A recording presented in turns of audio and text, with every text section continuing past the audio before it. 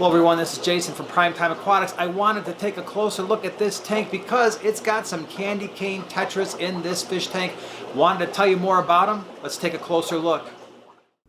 So we have been keeping the Candy Cane Tetra for a long time in our fish room. It's actually one of Joanna's favorites. And she had this fish on the nano wall, and now it's in a 20-gallon tank as you see here. This is a 20-gallon long. Now these fish, like a lot of tetras, are from South America. The water where they typically reside is on the softer side with a lower pH, and we'll talk more about water parameters here in a few moments. The size of these fish, one of the nice things is they stay relatively small, maxing out in the aquarium typically at around 2 to 2.5 inches. The males tend to have a little bit more color and their finnage is a little bit nicer, where the females, they tend to stay a little bit more round and the color isn't quite as vibrant.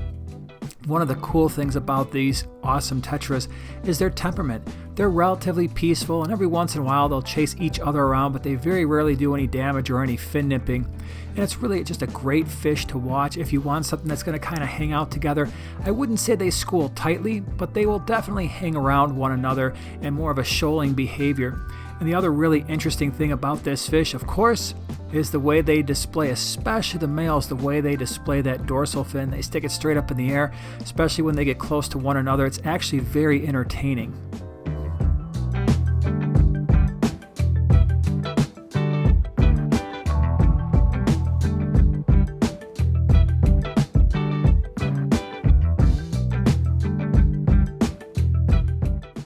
These fish will typically live somewhere around 3 to 5 years or so. Like I said, we've had them in our fish room, this group, for at least a few years. In terms of tank mates, there are a lot of fish that you see in this aquarium. There are some platies here. We've got some red spot gobies, some cory cats. But in terms of tank mates, you're pretty much open to most community type fish. If you like the live bears, like the platies or mollies, that will work. Most types of gouramis will work, provided that you have a properly sized tank.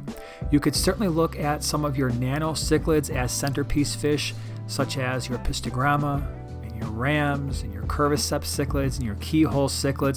So you've definitely got some options there. You could certainly look at things like cory cats, other types of non-aggressive tetras, like most of your neon types would work just fine. Your larger rasboras, like your brilliant green rasboras. If you want information about tank mates for this fish, check out the description below. We'll have lots of options for you there. I think one of the main things when it comes to the Candy Cane Tetra is make sure you keep them in large groups. Typically, we like to keep our tetras in at least groups of 8 to 10, more if possible. And here is no exception. At least 8 to 10 would be a really good start. And that also means when it comes to aquarium size, you're going to want to have at least a 20-gallon. Yes, the fish isn't huge, and could it fit into a 10-gallon? Maybe, but if you're keeping these fish at their optimum levels and you're keeping 8 to 10 or more, a 20-gallon just makes a lot more sense.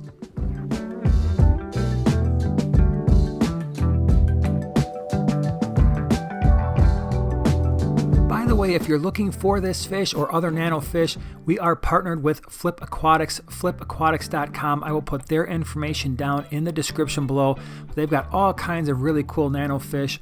If you are trying to set up an aquarium for these wonderful fish, temperatures anywhere between 75 and 80 degrees is going to work. We keep our fish a little bit warmer, so we're usually between 78 and 80. pH, they can actually withstand a wide range in terms of pH and water hardness. For pH, anywhere in the upper 6s to around a pH of 8 is going to work just fine. We keep them closer to a pH of 8, have never had an issue. Water hardness anywhere from 2 to 12 degrees on your GH and KH. We keep them right around 10 degrees. If you don't know about water hardness and why it's important, check out that video in the upper right hand corner. We will also have that video in the description below. You do want to have a well-cycled tank, so no ammonia, no nitrite. Try to keep nitrates below 20 parts per million. That's really going to make your fish thrive. In terms of feeding this fish, it's not overly difficult. They're not picky fish, but they are relatively aggressive eaters, and so if you wind up with fish in your aquarium that are very slow when it comes to eating, these fish might outcompete them because they like to go crazy when it's time to eat. Now, we feed all of our fish in our fish room North Fin foods, so North Fin flakes and small micro pellets.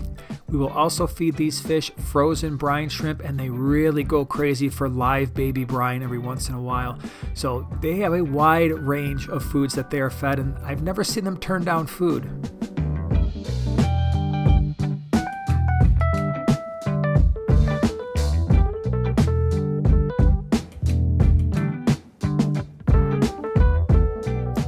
Setting up your tank for Candy Cane Tetras is not difficult. You can see what we did here. In terms of substrate, it really doesn't matter if it's sand or gravel. They don't interact with the substrate at all, so use your other fish to determine if you're going to go gravel or sand. The other nice thing about these fish is the substrate and the background color doesn't tend to matter all that much. We've kept these fish both on lighter substrates and darker, and their color is amazing in both cases. They might show a little bit more red on the darker substrate like you're seeing here, but they looked really good when we had them on a lighter colored sand as well. Now you can see here we've got a lot of wood and rocks and live plants. You don't have to have live plants, it's just something that we prefer to do, but they do feel more comfortable when they are around structure. And so you want to have some open swimming space, because this is a fish that typically will be in the middle to upper parts of your aquarium most of the time. So you want to have some open swimming space, but they do like to have structure. And so if you've got some wood or some type of plastic decorations or real or fake plants, that's going to help them feel a little bit more secure.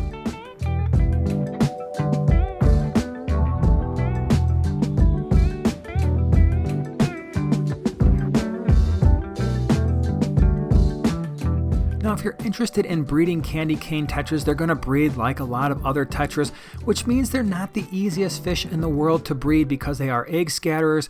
And so basically what you do is you keep a group of them in even a 10-gallon tank would work just fine. Put in a spawning mop, make sure that they are obviously adults and they are well fed. They typically will scatter eggs almost on a daily basis. Those eggs will get caught up in the spawning mop, which the spawning mop is then removed to a different tank. Usually you have a cycled sponge filter in there or an air stone. When the fish hatch after a couple days, they're going to be absolutely tiny, and so they're going to require very, very tiny food, such as infusoria, or if you use something like the North Fin fry food, that will work, but it's a very, very fine-grained food. It's going to take a little while for them to be large enough to eat live baby brine, in which case they will go crazy when they're at the appropriate size, and then you can transition them into the normal foods. Now again, this is not necessarily an easy thing to do, and I found, at least in terms of most tetras, it's just easier to buy them than to try to breed them. But this is an absolutely amazing fish. If you're looking for something that's going to give you some activity in the middle to upper part of your aquarium, give you some nice red color, and have a very interesting personality with that dorsal fin that they're constantly displaying, this is definitely a fish to consider. They're not usually all that expensive and relatively easy to find at most pet stores. Again, if you want more information on fish to keep with your Candy Cane Tetras, check out the description below, as well as the link for flipaquatics.com if you're looking for these fish or other smaller fish. Thanks for being here.